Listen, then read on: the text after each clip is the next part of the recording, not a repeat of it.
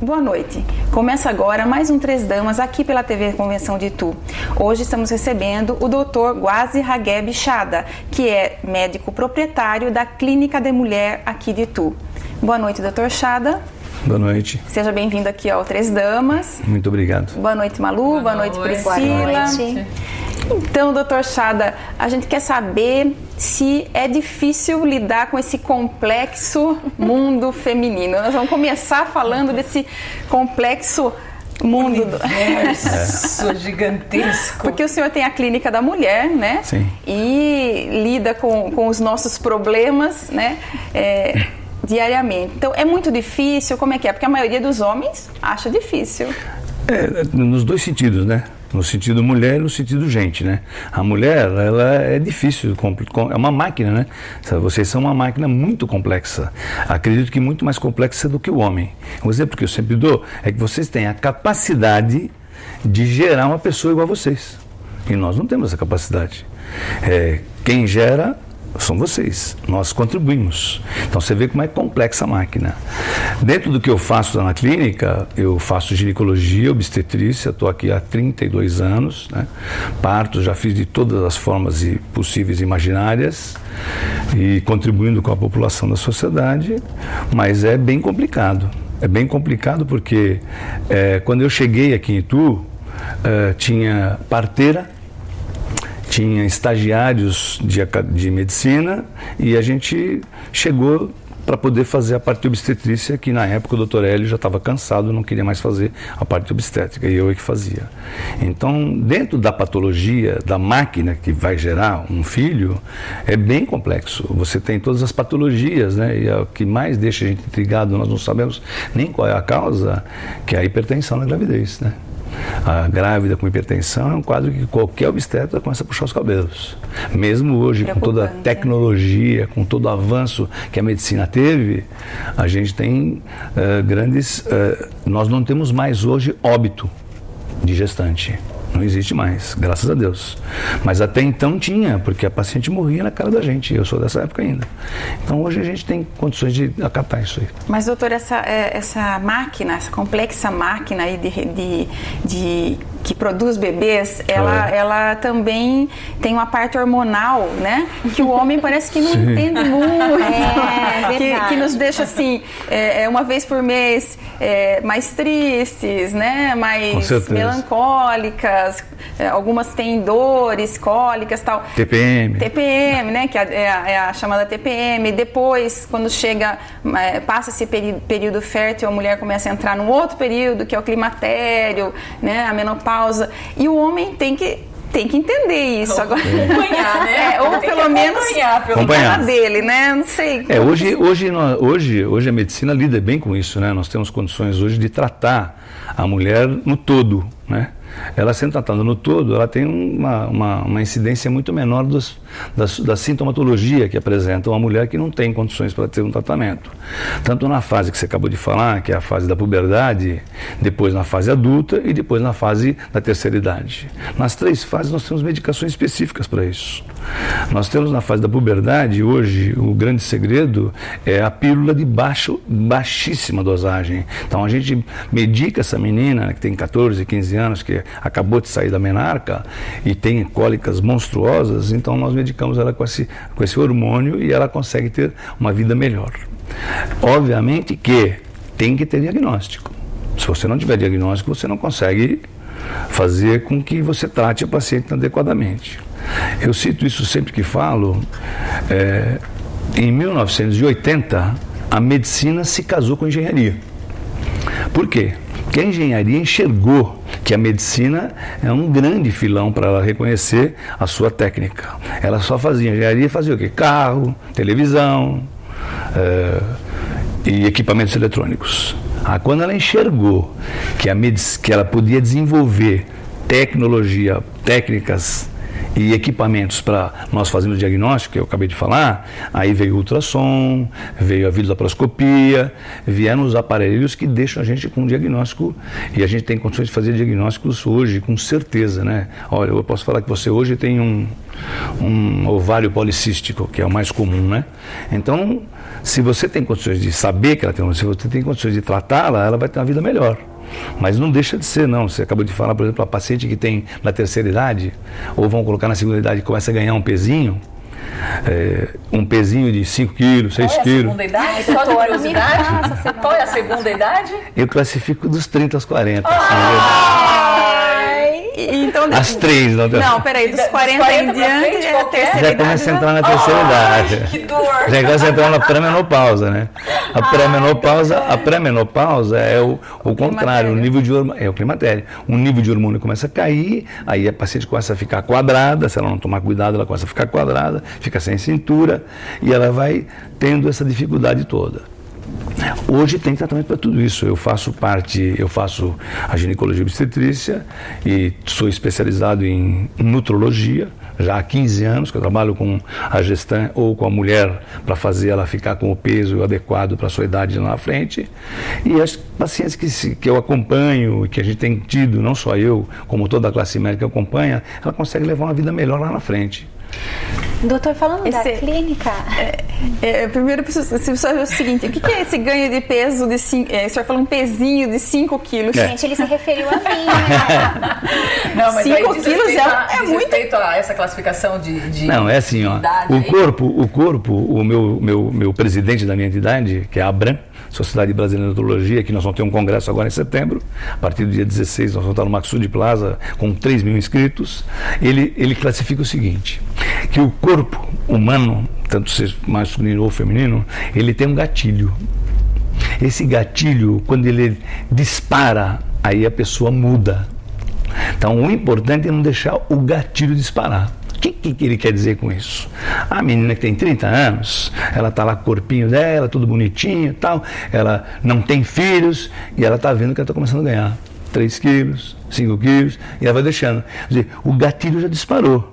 Então, se você se precaver, se você se prevenir, se tiver condições de se tratar, nós vamos falar de dieta, do que a gente tem alimentar e tal, ela vai ter condições de ficar com o corpo que ela tinha. Obviamente que a textura vai mudar. Vai mudar. Mas, doutor, e agora? Não, vocês estão muito bem. Eu quero saber, e depois o gatilho... Quando o gatilho dispara... Quando o gatilho já disparou, então, tem como voltar? Aí tem. Essa é uma pergunta... Calma, calma. Eu acho que essa pergunta tem algum foco para a pessoa própria. Acho que é para a própria, né? É direcionado. O gatilho já dirigiu. Não, doutor, eu sou franca e clara, eu sou transparente. Depois dos meus 30 anos, o meu gatilho disparou. Disparou. Então eu estou sentindo uma mudança fenomenal. De 4 anos para cá, doutor. Então, meu gatilho já disparou. Eu só quero saber se eu tenho o que fazer aí. Tem, obviamente que tem. Então, é isso que eu quis dizer. Quando a pessoa vê que o gatilho disparou, se ela não se preocupar, o gatilho está disparado. Ela vai ganhando mais. E é o que está acontecendo. 1 quilo por ano, 10 anos são 10 quilos. Em 5 anos, eu ganhei quase 10 quilos. Tá vendo? O gatilho dela minha amiga, foi uma metralhadora. Foi uma metralhadora. Já não tira. Foi mesmo. Tochada, a gente ouve, né, e lê tanta reportagem, tanta matéria. É possível controlar os sintomas da TPM só com alimentação? Você que é nutrólogo... Só com alimentação não dá. Não, só com alimentação não. Porque eu falei para você, tem que ter diagnóstico. Se a gente tem o diagnóstico de um ovário policístico, obviamente que a alimentação não vai sobrecarregar. A alimentação é muito boa na terceira idade, que é da qual a gente coloca muito soja. A gente põe soja na paciente na terceira idade, aí ela vai suprir a necessidade. Porque o que acontece? O ovário, ele vai fabricar um hormônio, ele fabrica um hormônio. A soja é um antagônico.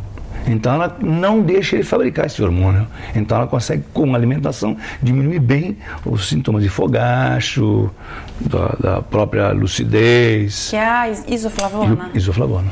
Doutora, e a linhaça? Que também a gente vê muita reportagem na internet falando que os nutricionistas, nutrólogos indicam o uso da linhaça, principalmente para a terceira idade também. É verdade? A linhaça ela tem dois sentidos, né? Se você tiver fibra com linhaça, você vai ter o seu organismo funcionando. A gente sempre fala isso lá no congresso, a gente fala, tudo que entra tem que sair. Então ele não pode ser absorvido muito. E se ele sai rápido, o tempo de absorção dele é menor. Agora tem paciente que vai no meu consultório falando, eu não vou no banheiro há 4 dias. É humanamente impossível. Mas tem muita mulher que não vai mais 4 dias. Então, a fibra com a linhaça... A mulher tem essa dificuldade... Pela preguiça. Mas é generalizada. Pela preguiça. O hábito de ir ao banheiro, você cria ele. Se você criar, eu imagino que você deve correr pela vida, né? Reportagem aqui, reportagem ali. Então, vocês estão um dia a dia muito corrido. Mas se reeducar, faz parte do tratamento. E com certeza vai funcionar. A alimentação, que eu acabei de falar, né? A linhaça com a fibra e se reeducar. Frutas. Em jejum eu não tomo nada. Não toma nada. Mas no almoço ela come feijoada. Aí entope tudo. E como vai? Não sai.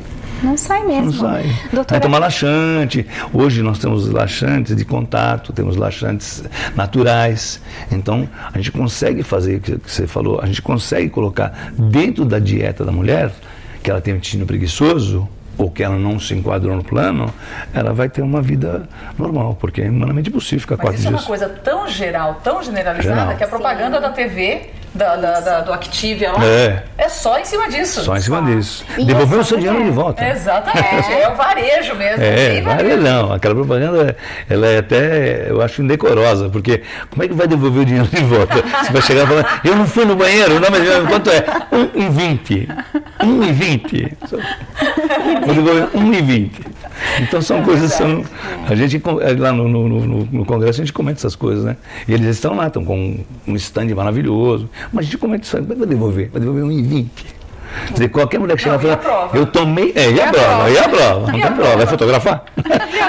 Não tem prova. Mas eu também acho que essa história do funcionamento do intestino pega mais as mulheres, porque a mulher não é como o homem, tão desprendida. Não é também isso, doutor. Também eu acho que a mulher... Não é em qualquer lugar que vai. Exatamente. O homem já não. Em qualquer lugar ele está em casa, a mulher... Dentro desse quadro aí, o que mais qualifica a mulher, o que mais deteriora a mulher, é a micção.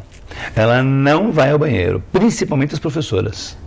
Elas não vão, elas estão dando aula, o estímulo, só porque o estímulo desencadeia o estímulo quando a bexiga está cheia. A bexiga tem um volume, ela enche, sobe o estímulo, bate na cabeça, vai fazer xixi. Ela não vai, ela continua na lousa. Agora, ela entrou, a aula é de 50 minutos, ela entrou com 15 minutos e ela ficou mais 35 minutos sem fazer xixi.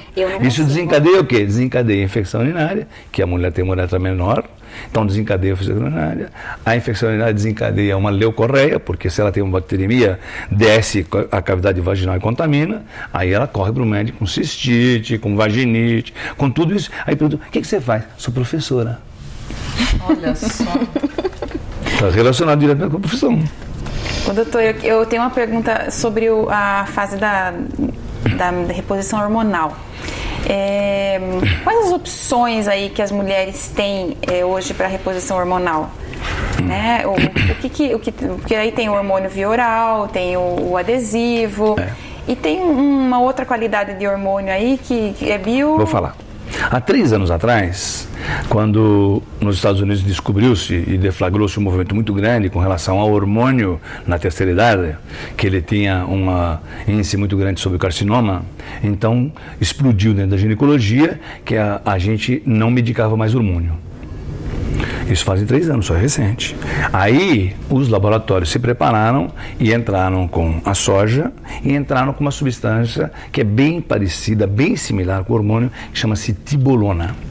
Essa tibolona, ela é um santo remédio, né? Então as pacientes que estão assistindo e que tomam a tibolona, elas vão com certeza dá razão a gente.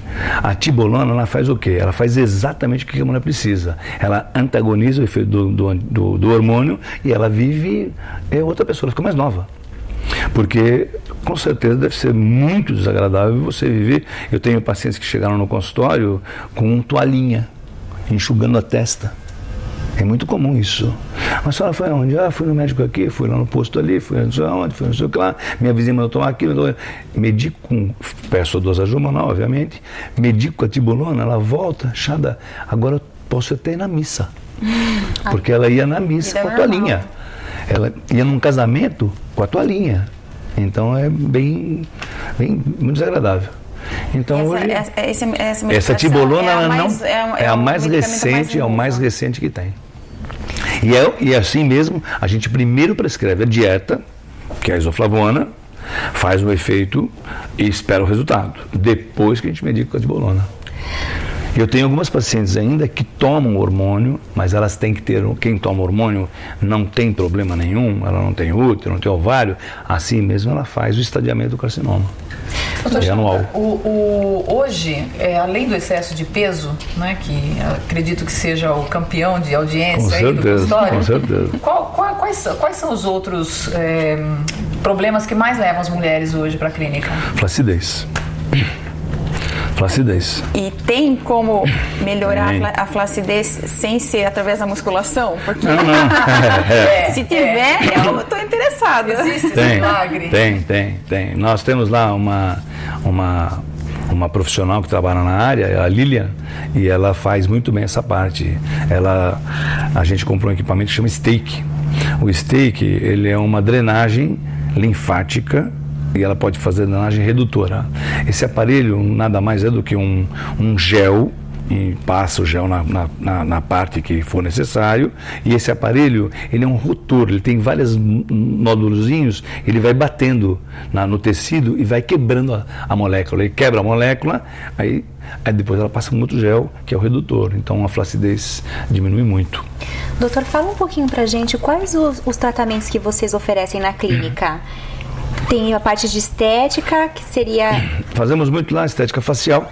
Facial. A facial a gente faz peeling, lifting, faz rejuvenescimento, dentro do facial a gente faz maquiagem definitiva, que é uma coisa que a mulherada não precisa fazer a maquiagem definitiva por orgulho, por nós. A incidência hoje de pacientes que tiveram carcinoma é muito grande. E quando ela tem um carcinoma, ela faz a quimioterapia, ela perde toda a pelagem. Então ela chega, você imagina, ela chega sem expressão, porque a sobrancelha é a expressão do seu rosto, do seu. Sobrancelha. Quando ela tá ralinha, você vai lá, a menina faz uma pontuação, você fica com a sobrancelha, em detalhes, né? Então isso ajuda bastante. Eu soube que tem até casos em que quando a pessoa tem câncer de mama e faz a prótese, faz a tatuagem do bico do seio. Sim. Né? Tem que fazer, né? Porque depois que você fez toda a parte de estética da mama, você fez a parte bruta, né? Que retirou a mama, fez a mastectomia, depois você implantou a prótese. Aí como é que fica se ela perdeu a auréola todinha? Então faz uma tatuagem da cor, dá um perfilzinho melhor. Melhora a estética, pelo menos. Bastante. E assim, nós estamos encerrando. Mas dentro dessa paciente aí, o que tem que melhorar, que eu volto e explico, tem que voltar, a paciente tem que estar muito bem preparada para fazer um tratamento desse e tem que estar com a cabeça muito limpa, muito lúcida. O que melhor ajuda as mulheres que têm carcinoma de mama é estar junto com outra. É mesmo? Olha só que informação interessante. A minha esposa teve um carcinoma de mama, não sei se vocês ficaram sabendo. E quando ela teve carcinoma, ela se apoiou em cima de outras pacientes que teve e hoje ela dá apoio para outras pacientes que têm carcinoma de mama. Ai, que bacana. Isso é legal. Isso é legal, porque as coisas que aconteceram com a mulher, né? Com a mulher em geral, certo? Ela tem condições, porque ela sentiu isso, né? Eu falo clinicamente, mas ela sentiu isso. Então ela tem condições de passar para outra, olha, vai acontecer isso com você, amanhã você vai ter isso, e isso ajuda a paciente que está fazendo o tratamento. Vou fazer radioterapia, eu não quero fazer. Não, vai fazer sim. Vai fazer, são 40 sessões de radioterapia. É um pé, mas tem que fazer. E fora que a pessoa já fica preparada, né? Sim, vai acontecer, sim, como sim. a outra Sim. reagiu, né? Porque para mulher Isso ajuda muito, isso ajuda muito. Nessa parte ajuda muito. Doutor Chada, agora para encerrar esse primeiro bloco, eu queria que o senhor dissesse, na sua opinião, se a beleza vem mesmo de dentro para fora. A beleza estética? É. Com certeza, eu tenho pacientes lá que têm uma estética, esteticamente, o que você qualifica como uma mulher bonita? Eu qualifico uma mulher bonita, uma mulher que tem um peso, um índice de massa corpórea abaixo de 30, que é uma massa que a gente usa, e vocês todas, eu tenho certeza que tem menos de 30, que tem um tratamento de cabelo, que tem condições. Agora, tem paciente que não tem essa condição, ela não tem essa condição financeira, mas ela é bonita natural, esteticamente, ela tem um nariz bonitinho, isso é uma mulher bonita. Agora, quando ela não tem o interior dela bonito, pode ser o que for, ela vai ser feia. Vai ser feia. A melhor classificação que eu tenho de mulher bonita, eu tenho um primo, ele chama Abdushi. Ele falava assim, a gente era mais jovem, falava assim, mulher bonita é aquela mulher que veste uma roupa de 1.000 e uma roupa de R$100 e fica igual.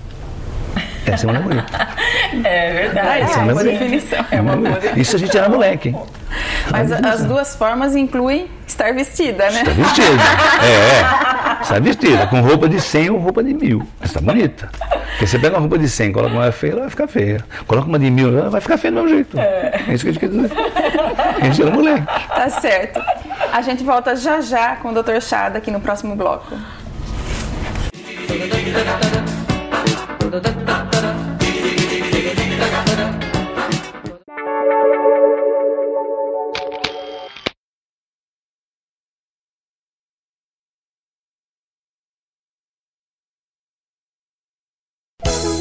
Comércio dia com economia, uma Alvorada tem sempre o melhor pra você.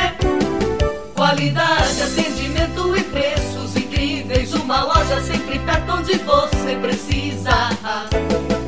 Na Alvorada sempre é mais fácil de comprar, as melhores ofertas você vai encontrar. Alvorada, Alvorada, o supermercado da dona de casa.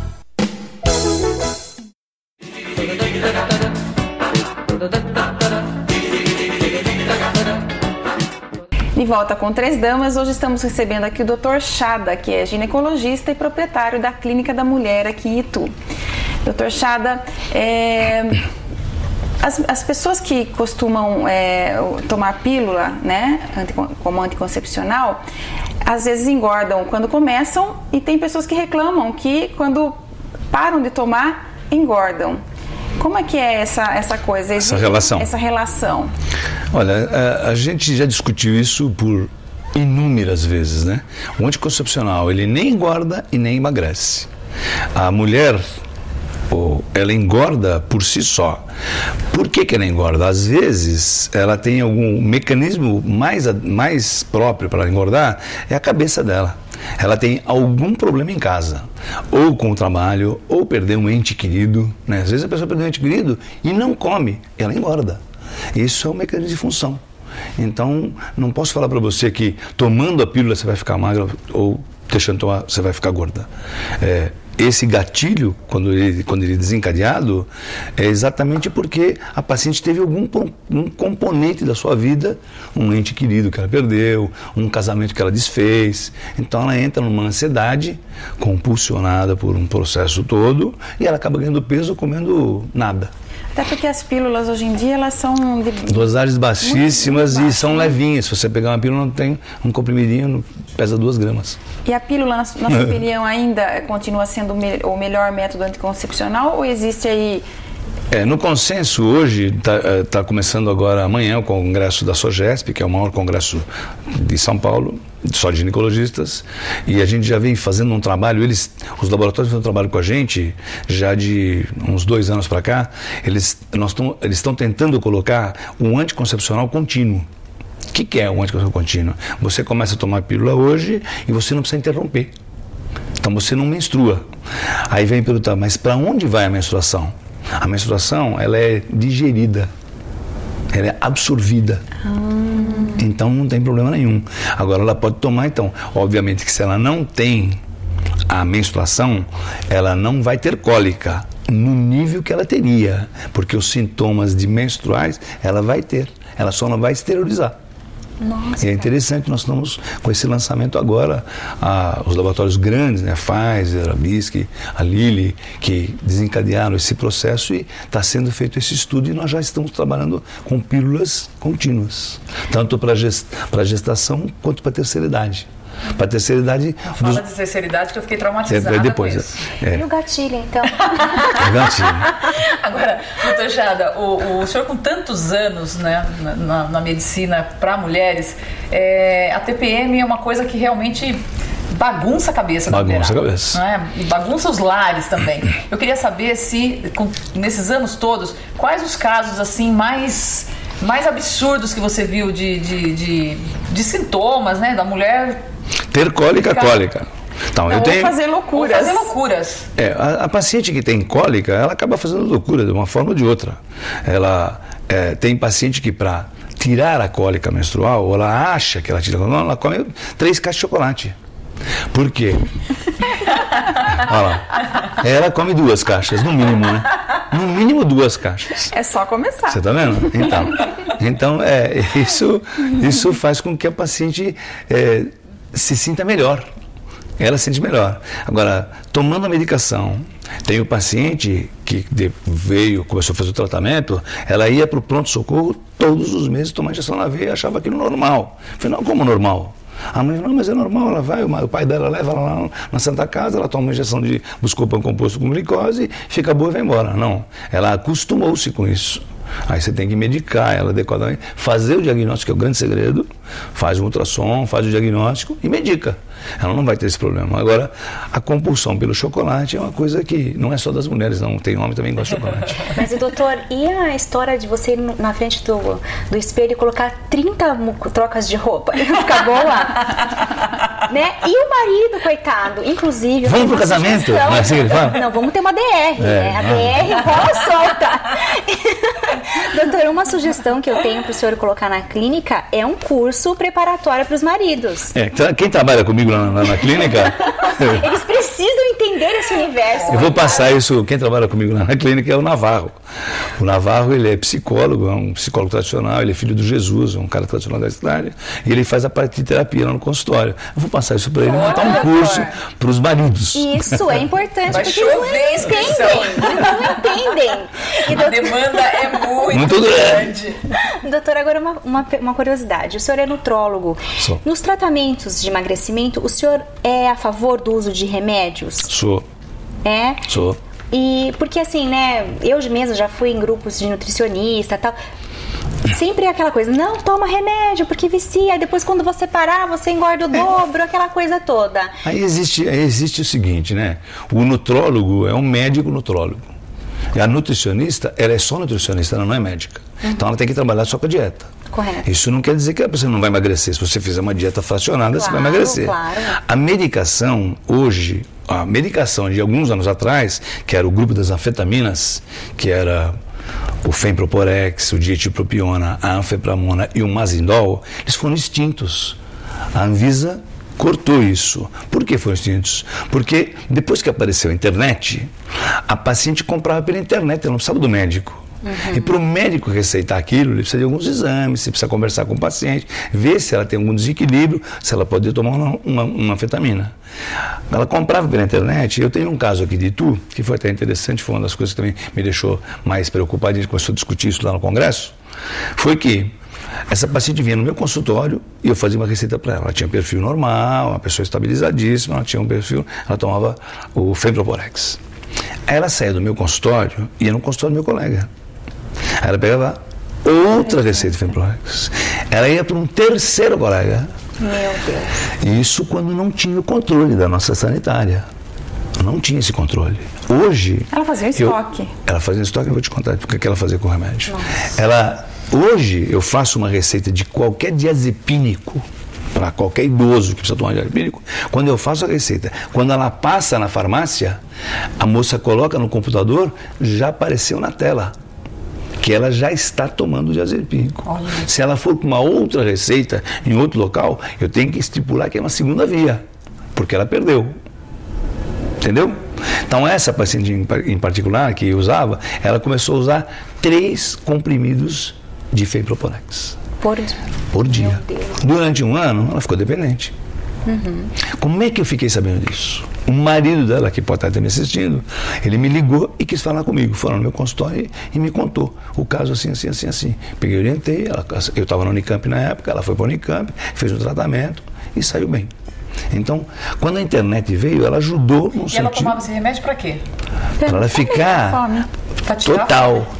Gente. Um comprimido você fica total sem fome. 3, você fica 3 dias. Nossa Senhora. Meu Deus, é a verdadeira dieta que eu queria fazer no conselho. Da rúcula e o gelo. Hoje nós temos medicação que você falou, eu uso.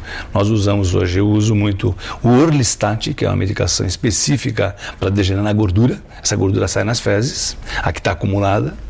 Eu uso a folia negra, que é um ansiolítico natural. Então, uso a sertralina, que é um ansiolítico também natural. Eu uso a fluoxetina, que é quando eu preciso da fluoxetina. Eu tenho um paciente muito compulsiva, então ela pega e toma 20 ou 40 miligramas de fluoxetina. Ela consegue tirar aquela compulsão pela comida que ela está vendo na frente. Se a comida for bonita, então ela come à mesa. Então tem que dar os olhos, Isso, tem que dar uma seguradinha. Obviamente que a gente, como nutrólogo, a gente tem uma dieta já fracionada, já tem uma dieta padrão feita. A dieta que eu faço para pacientes que precisam perder um peso muito rápido, porque vão no casamento do sobrinho e vestido não vestiu. Ai, doutor, eu tenho uma viagem, vamos Viu? Marca uma consulta, né? Não, então, é a dieta do carboidrato. É a melhor dieta que tem, é do carboidrato. Corta tudo. Não, é assim, ó. Tudo que tem farinha, não pode comer. Tudo que tem açúcar, não pode comer. E tudo que tem gás, não pode tomar. Nossa, mãe. Então, o que sobrou? Sobrou carne, verdura, legumes e frutas, restringindo manga e abacate, que é pura gordura, né? Então, se você fizer isso durante 30 dias, você vai perder de 4 a 5 quilos. Porque vai no casamento. Aí você me fala assim, mas eu vou voltar a engordar? Se você voltar a comer, você vai engordar. Claro que vai. Como é que faz? É uma pergunta que eu acho que eu vou fazer para mim mesmo. Como é que faz para se manter? Para se manter, depois que emagreceu. Então, você fez a dieta, tomou a medicação e foi na academia. Aí nós temos os 3 componentes, você tem que escolher 2, expulsar eles e ficar com 1. Qual que é o melhor deles? Academia. Ai, pelo menos O resto Doutor, eu acho melhor. o remédio. Eu acho melhor a dieta. Não, é academia. Vou falar por que academia. A academia prepara. Eu a minha vida inteira com esse karma da academia. A academia prepara você triste. para a terceira idade. Eu não posso falar terceira, que ela acha ruim. Para a terceira idade. Eu fico Ela traumatizada prepara com a você para a terceira classificação de terceira idade. Academia e outra, depois que você emagreceu, você não precisa fazer todo dia. Não, Você mesmo. pode ir na academia 2 dias por semana. Quando? O horário que você achar conveniente. Hoje muito as bom. academias têm vestiário A bom. academia não é bem o horário. É ir. É preguiça. Preguiça. Mas quando a paciente tem 90 quilos, quando a paciente tem 30 anos e pesa 90 quilos e ela cai para 68, ela vai na academia todo dia. Ai, doutor Chada, se eu pesasse 90 quilos, eu entregava pra Deus. Não, se eu pesasse 90 Essa é quilos, boa. pode internar, porque eu... Mas fico infelizmente a doidinha. gente tem bastante paciente de 90 quilos. Com 90 quilos. Mas, doutor Chada, vamos falar um pouco da sua história, da história da sua vida, né? Como foi a sua infância? Nós sabemos que o senhor veio para o Brasil ainda menino, né? Seus pais imigraram da Síria e trouxeram o senhor pequeno, uma outra irmã, né? E depois o senhor cresceu em São Paulo. Foi. E depois teve uma infância pobre e Meu pai saiu da Síria. conseguiu, né, escolher a medicina como carreira, porque, né? Vou fazer um apanhado geral. Meu pai saiu da Síria porque na Síria imperava na época o sistema feudal. O sistema feudal nada mais é do que retirar 70% da sua produção. Então você imagina, ele era agricultor e 70% da agricultura tomavam dele, ele ficava com 30%, do qual ele tinha que manter a casa dele, que era um casebre, né, num sítio. Eu fui lá ver agora, há 2 anos atrás, e ele vivia disso. Meu pai é um idealista. Meu pai é um idealista, é um cara assim, fora do comum. Ele é líder nato. Falam que eu puxei ele, eu acho que eu sou 10% dele. Até tem uma história dele, quando eu cheguei aqui em Itu, fiz algumas festas em casa e meu pai estava junto, chegaram pro meu pai e falaram assim: seu Hageb, o seu filho gosta de uma festa. Ele falou: festinha, festa gosto eu. Festinha, festa gosto eu. Mas ele também tinha um grande orgulho de você ter escolhido a medicina, né? Porque você me contou que você passava no Sem Parar. Eu vou contar essa história. Essa história é maravilhosa. Essa história é ótima. O dia que ele me contou, eu dei muita risada. Então eu cheguei aqui no Brasil, vim de navio, né? Meu pai arrumou um dinheirinho, o irmão dele já morava aqui no Brasil, que na época precisava de uma carta de entrada com profissão. Ele veio como barbeiro, ele não sabe nem cortar unha, para ficar em São Paulo, capital. Ele veio como barbeiro, ficou 3 meses na casa do irmão, minha mãe grávida, a minha irmã com 2 anos e eu com 5. Aí ele alugou um quarto num cortiço. Nós fomos morar no cortiço. Foi o primeiro cortiço que nós moramos. Céu aberto, córrego aberto, tudo aberto. Aí ficamos lá e meu pai fazia feira. Ele fazia feira, ele era mascate durante a tarde e de manhã ele fazia feira. Ele ia na feira, a primeira venda dele foi tão interessante, eu conto isso para todo mundo. Chegaram para ele e falaram assim: Hageb, você vai vender esse meia. Ele pegou, quanto é? Mostraram para ele quanto era o dinheiro. É R$5, vamos supor. Ele falou: tá bom. Ele saiu e voltou com R$5. O irmão dele falou assim: você já vendeu? Ele falou: ué, você falou para vender, eu já vendi. Bom, que bom, né? Cadê o dinheiro? Ele pegou, deu R$5. R$5 era um par. Ele vendeu meia dúzia por R$5. Então foi o primeiro prejuízo que ele teve. Primeiro prejuízo que ele teve. Já levou um croque na orelha. Aí foi indo, ele montou uma barraquinha e eu ia com ele na fila porque ele não sabia falar. Ele vendia sem falar nada em português? Ele não sabia falar nada, ele só sabia falar meia e dinheiro. Ele conhecia o dinheiro. E ficou nesses 4, 5 meses assim. Depois ele foi crescendo na barraquinha, foi pondo outras coisas e nós morando no cortiço. O cortiço, ele teve assim o lado positivo dele, né? Toda a vida ensina a gente, né? A minha mãe, como foi educada lá na Síria para sobreviver, então para ela, tendo um quarto, já estava bom demais, porque lá não tinha nem quarto, era um casebre. E ela fazia a alimentação da gente, fiquei sabendo isso agora, recente, é uma coisa recente que eu fiquei sabendo, depois que eu fui na Síria com ela, fiquei sabendo que ela morou aqui no Brasil 4 anos sem fogão. Nossa. Mas como é que você vai morar sem fogão? Eu falei: mãe, como é que você fazia? Ela falou: você não lembra? Tinha umas tijolinhas assim e uma grelhinha. Ela colocava 2 pedaços de lenha e fazia a comida da gente em lata de tinta. Lata que ela pegava, abriu a lata de tinta, lavou, bateu, era a panela dela. Isso, então, tem um lado positivo. Meu pai, como um grande líder e um grande econômico, saiu deste cortiço com 3 anos e foi morar num outro cortiço, que era melhorzinho. A rua era asfaltada. E minha mãe montou uma lojinha na porta do cortiço. E ela vendia calcinha, meia, para toda a criança. Eu acredito que na época o pessoal comprava dela de dó. Porque vamos ajudar, né? Alguém tem que ajudar. Então, vou precisar de roupa, então vou lá e compro dela. Comprava dela. Com isso, meu pai na feira, eu na feira com ele, direto e reto, até os 20 anos fiz feira. Na feira ele vendia roupa também. Roupa, todos os dias. E aí ele já falava bem português? Bem não, ele nunca falou bem. Ele nunca falou. O português era comunicativo, só. Ele se comunicava e pronto. Aí ele foi evoluindo. Nesse espaço de tempo, tem um lado positivo, ele foi juntando dinheiro. Foi juntando dinheiro. Quando ele chegou pro meu primo e falou que queria comprar uma casa. Meu primo falou: você está ficando louco? Como comprar uma casa? Não, tem uma freguesa minha que ela vai para a Itália. Os italianos vinham para o Brasil e ficavam nesse bairro que é Pompeia, os italianos e os árabes. Eles faziam a América e voltavam para a Itália, porque na Itália era bom. Os árabes vinham e não queriam voltar, porque lá era muito ruim. Então ela queria vender a casa dela. Meu pai foi lá comprar a casa dela, olhou e tal. Meu primo falou assim: tá bom, vou ajudar você então a comprar o imóvel, né? Aí quanto que é? Na época era R$5.000. R$5.000. E ele falou: fala pra ela que eu pago 4. Foi lá, conversou com ela e tal. Aí ela falou assim: vou fazer o seguinte, 4.500. Ele falou: tá bom. Aí meu primo falou assim: eu vou dar pra senhora 500 de entrada e vão parcelando. Eu mando depositar na sua conta do seu irmão, ele manda pra senhora pra Itália. Meu pai falou: não, fala pra ela que eu quero pagar 4 à vista. Mas como 4? Ele tinha. Ele Ele tinha debaixo do colchão. Olha. Para comprar uma casa, sabe, na casa? Em frente ao Hospital São Camilo, na Pompeia.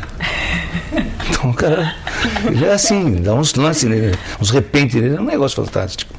Aí ele foi crescendo, a barraca foi crescendo, a gente também foi crescendo, né?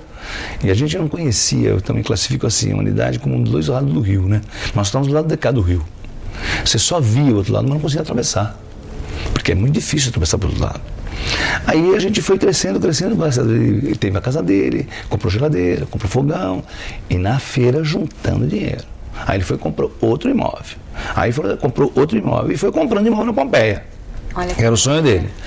Aí você me perguntou como é que eu virei, por que eu virei médico? Com 17 anos, chovia que Deus mandava. Era uma quarta-feira, mas chovia que Deus mandava. Barraca de roupa com chuva, você imagina o que virava, né? Nossa. Era um negócio, era plástico pra cá, plástico pra lá, plástico pra cá. Cheguei para ele e falei, pai, eu não vou mais ser feirante. Ele já estava se preparando para montar uma barraca para mim. Aí, o orgulho dele era ver um filho médico, obviamente, mas eu já estava tão tramitado na barraca, eu vou ser médico. Fiquei. Ele não botou muita fé, botou muita cara. Mas aí o primo dele, ele tem um primo que tem uma história bem parecida com a minha, ele é 20 anos mais velho que eu tive cachumba. Tive cachumba, molecão, né? Adivinha o que aconteceu com cachumba? Desceu para a bolsa escrotal. Então minha mãe desesperada foi lá chamar ele, pegou, veio, me viu, me visitou, me medicou, fiquei bom e eu olhei ele assim. Sabe a imagem do médico de antigamente não é a mesma de hoje. O médico hoje vem de calça ali, eu não consigo trabalhar de calça ali, trabalhar de calça rancheira. Eu tenho um avental, acompanhei a modalidade. Ele estava impecável de branco, com uma Mercedes branca. Eu falei, você é médico, você é médico, e saí estudando que nem um louco, né? Na época, eu estava no ginásio, né? Eu fiz o ginásio no Liceu de Tiradentes. Do Liceu de Tiradentes, teve um programa de televisão, do qual eu fui o premiado por ser o melhor aluno da escola em matemática e fui para o programa do Haroldo de Andrade, Sabatinas Maisena chamava. Eu fui lá fazer o programa e tal, e isso me deu uma abertura para a mãe do Serginho Leite, que é humorista que todo mundo conheceu, era minha vizinha. Chegou para minha mãe e falou assim, eu vou levar esse menino para o Mackenzie. Meu pai falou, o que é Mackenzie? Ela falou, uma escola americana, pode levar. Olha, escola americana, pode levar. Me levou para o Mackenzie. Fui lá para o Mackenzie, fiz uma bolsa seletiva, ganhei uma bolsa e fui fazer o Mackenzie. Era o único filho de feirante no Mackenzie inteiro, era eu. E fiz o Mackenzie e aí fiz cursinho. Me dei bem, entrei na faculdade. Graças a Deus, né? Que tudo aí pôde contar com maravilha essa história. Não é fácil, não. Uma história maravilhosa, maravilhosa. Mas eu me lembro que uma vez você me contou que... A história da BM? Vou te contar a história da BM.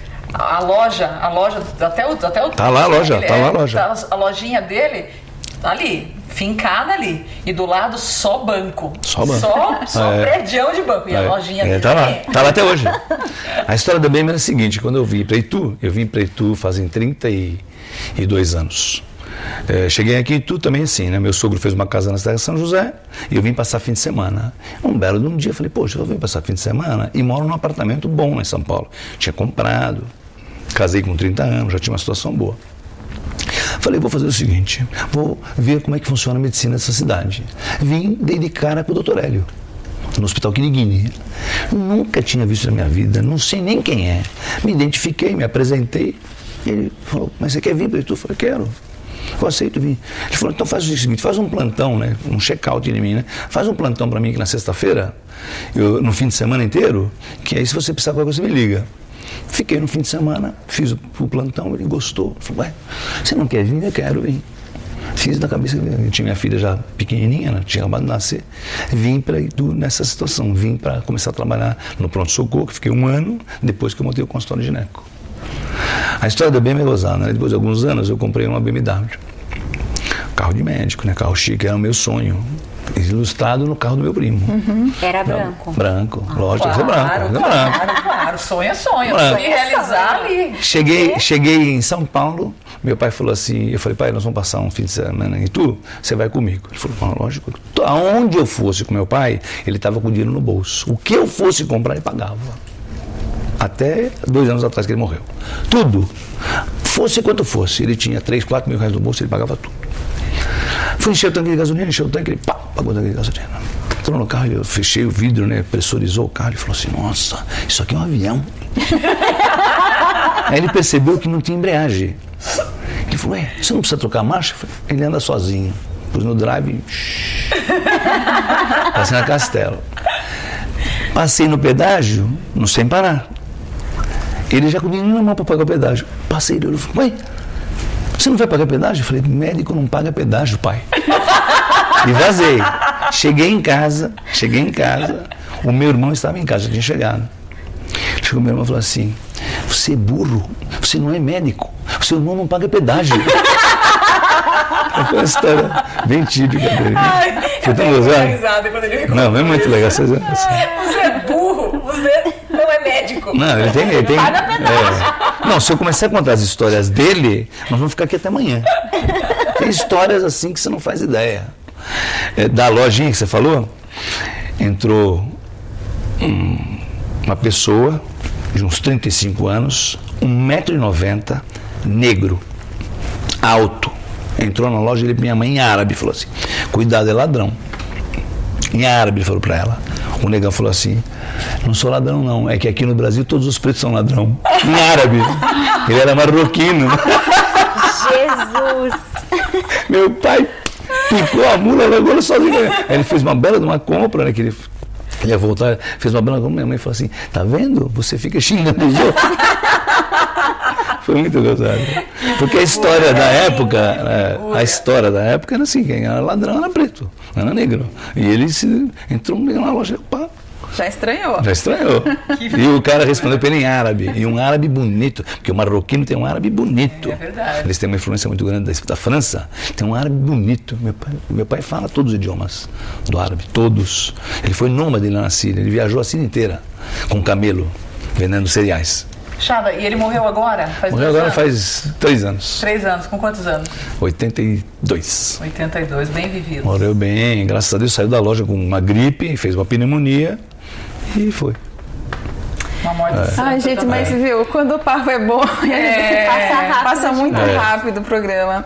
Doutor Chada, nós estamos infelizmente encerrando o nosso programa agora e a gente queria agradecer muito a sua presença aqui, falar que o programa o 3 Damas está sempre aberto, o senhor podemos marcar um outro dia, o senhor volta para falar mais sobre a saúde da mulher, contar outras histórias, né?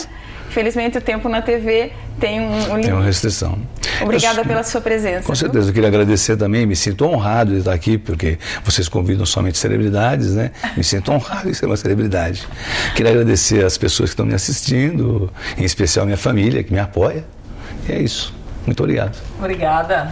Boa noite, Malu. Boa noite, Priscila. Boa noite, Dr. Chada. Boa noite. E boa noite para você que nos prestigiou aqui pela TV Convenção de Itu. Até semana que vem. Beijo no coração. Tchau.